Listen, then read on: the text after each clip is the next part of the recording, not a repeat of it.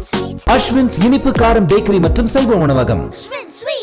சம்பந்தமாகவும் மாநிலம் முழுவதும் இருந்து வந்திருந்த சுமார் 600க்கும் மேற்பட்ட பிரதிநிதிகள் கூடி விவாதித்து பல முக்கியமான தீர்மானங்கள் என்பது நிறைவேற்றப்பட்டிருக்கிறது. இந்த தீர்மானங்கள் அனைத்தும் செயல் வடிவம் பெறக்கூடிய வகையில் அடுத்தடுத்து அதற்கான பணிகள் மேற்கொள்ளப்படும் என்பதை முதலில் நான் தெரிவித்துக்க விரும்புகிறேன். குறிப்பாக இன்றைக்கு மதவெறி பிஜேபி அரசு, ஒன்றிய அரசு மதவெறி மட்டுமல்ல, மாநில அரசாங்கங்களுடைய அதிகாரங்களை பறிப்பது, மாநிலங்களுக்கு நிதி ஒதுக்கீட்டிலே பாரபட்சம் காட்டுவது, மாநில அரசியல் சாசனம் வழங்கி இருக்கக்கூடிய அடிப்படை உரிமைகளுக்கு மாறாக நடந்து கொள்வது போன்ற மக்கள் விரோத நடவடிக்கைகளில் தொடர்ந்து ஈடுபட்டு வருகிறது. ஒன்றிய பிஜேபி அரசினுடைய இத்தகைய கொள்கைகளுக்கு எதிராக மார்க்சிஸ்ட் கம்யூனிஸ்ட் கட்சி வலுமிக்க போராட்டத்தை தமிழகத்திலே முன்னெடுப்பது என்று நாங்கள் தீர்மானித்திருக்கிறோம் என்பதை முதலில் நான் தெரிவிச்சுக்க விரும்புகிறேன். அதே மாதிரி அந்த அரசாங்கம் கடைபிடிக்கக்கூடிய தாராளமய பொருளாதார கொள்கையினுடைய விளைவாக இன்றைக்கு வேலையின்மை என்பதும் விலைவாசி உயர்வு என்பதும் அனைத்து பகுதி மக்களையும் பாதிக்கக்கூடிய மிகப்பெரிய பிரச்சனையாக உருவெடுத்திருக்கிறது. வேலை தருவோம் என்று சொன்ன பிஜேபி ஆட்சியில் வேலை வழங்குவதற்கு பதிலாக வேலையில் இருப்பவர்களை வீட்டுக்கு அனுப்புவது, வேலை வாய்ப்பை பறிப்பது என்கிற எதிரான கொள்கையைத்தான் அவர்கள் இன்றைக்கு கடைபிடித்துக் கொண்டிருக்கிறார்கள்.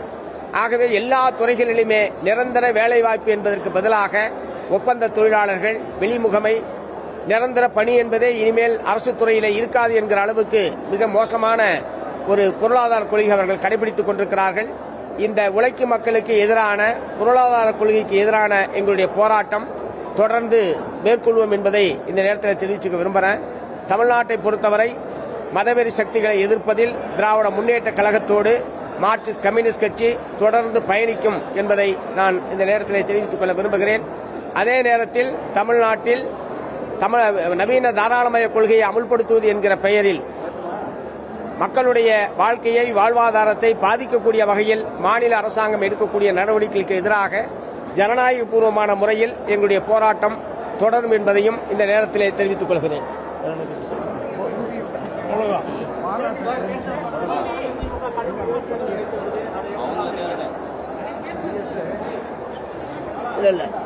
இந்த ஊர்வலம், ஆர்ப்பாட்டம், போராட்டங்கள் இவையெல்லாம் இந்திய அரசியல் சாசனம் இந்திய நாட்டு மக்களுக்கு வழங்கி இருக்கக்கூடிய அடிப்படையான உரிமைகள். இந்த அடிப்படையான உரிமைகளை மறுப்பதற்கு எந்த அரசாங்கத்திற்கு உரிமை கிடையாது.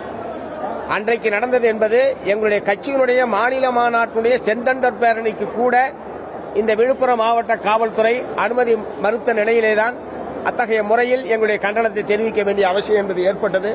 அது சாதாரணமாக ஒரு கட்சியினுடைய மாநில மாநாட்டு பேரணிக்கு அனுமதி மறுப்பு என்பதை எக்காரணம் கொண்டும் எங்களால் ஏற்க முடியாது.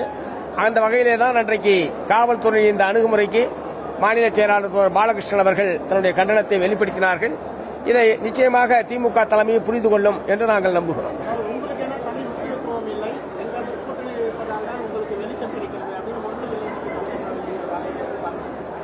திமுகவோட பல நேரத்தில் நாங்கள் உறவாக இருந்திருக்கோம், பல நேரத்தில் எதிர்வரிசையில் இருந்திருக்கோம், வேறொரு அணியில் இருந்திருக்கோம். அதனால இவங்களால தான் எங்களுக்கு வெளிச்சம் கிடைக்குது என்பதெல்லாம் ரொம்ப அதீதமான வார்த்தை.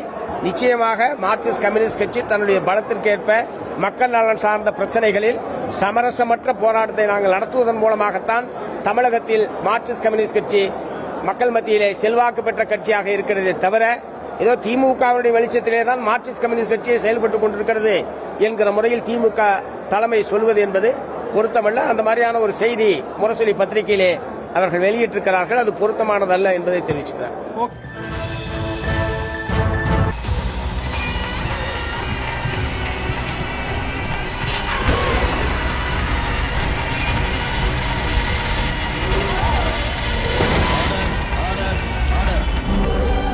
நிகழ்தகவு குற்றங்களின் மறுபரிமாணம் நாள்தோறும் இரவு 10 மணிக்கு இணைந்திருங்கள் நமது நியூஸ் தமிழ் தொலைக்காட்சியோடு.